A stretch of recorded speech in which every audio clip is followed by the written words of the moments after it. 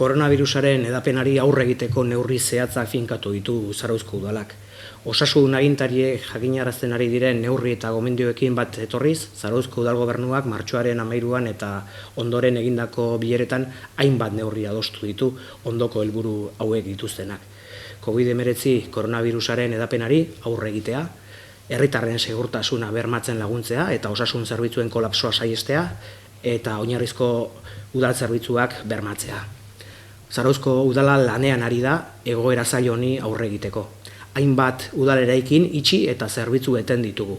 Eta jende aurreko arretari dagokionez, eskatzen dizuegu udalarekin harremanetan jarri behar dezutenok udalaren telefonoa, korreo elektronikoa edo web orriko tramiteak erabiltzea, aurrez aurreko kontaktuak ekiditeko. Gizaki bezala gure alderdirik onena erakusteko unea da hau. Pertsona vulnerableenak, arrisku gehien dutenak babesteko eta haiei laguntzeko unea da hau. Udaleko gizarte zerbitzuetatik banan-bana beraiekin harremanetan jarriko gera oinarrizko beharrak asetzen dituztela bermatu eta laguntzeko. Laguntzak modu koordinatu eta osasun baldintza tekniko guztiak bermatuz eman nahi dugu Zarauzko udaletik.